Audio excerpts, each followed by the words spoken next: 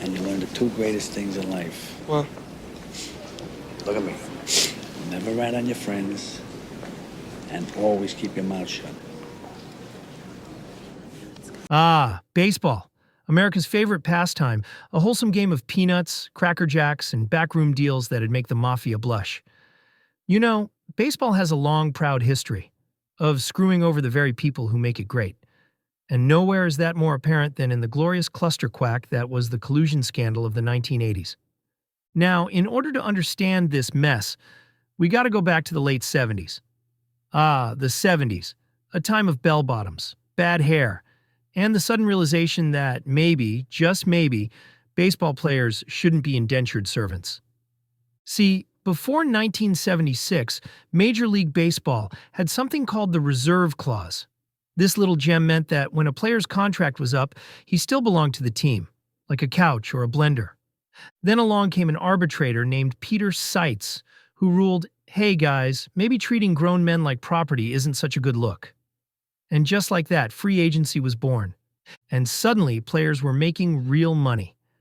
Nolan Ryan was cashing checks so big, even the IRS was blushing.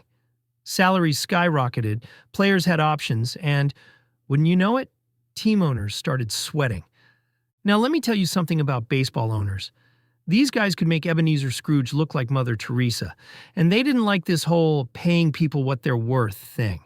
So they did what any good cartel does when faced with the horrors of a free market. They cheated. From 1985 to 1987, team owners, good God-fearing, red-blooded American capitalists, got together and said, hey, what if we just don't bid on free agents?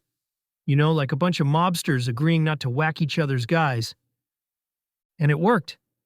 Suddenly, big-name players like Kirk Gibson and Tim Raines were about as popular as a turd in a swimming pool. Offers dried up, salaries stalled, and players were left standing around like high school kids who didn't get asked to prom. And let me tell you something. You know it's bad when lawyers start looking like the good guys. Enter Donald Fair and the MLB Players Association. They took one look at this scam and said, no way. You rich bastards are going to pay for this. And oh boy, did they ever.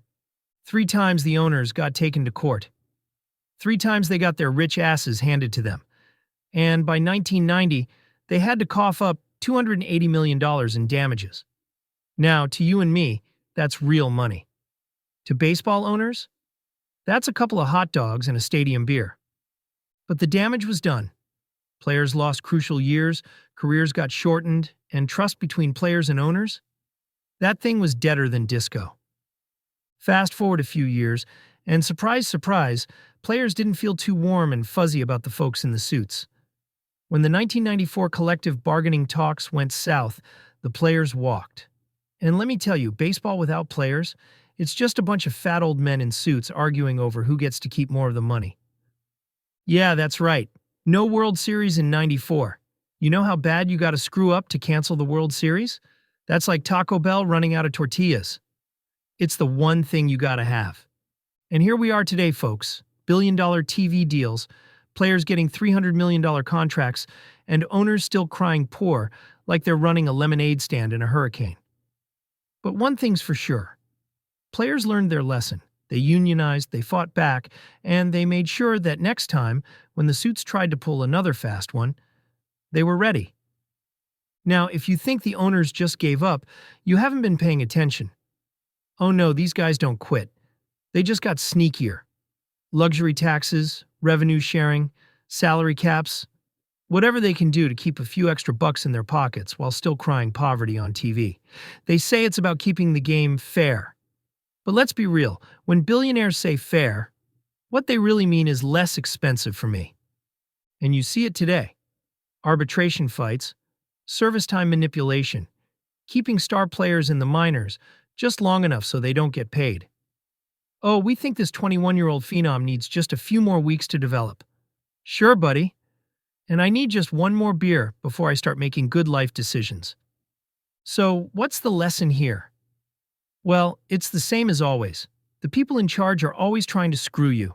Whether you're a ball player, a factory worker, or some poor schmuck trying to get a raise, the guys at the top don't want you to win.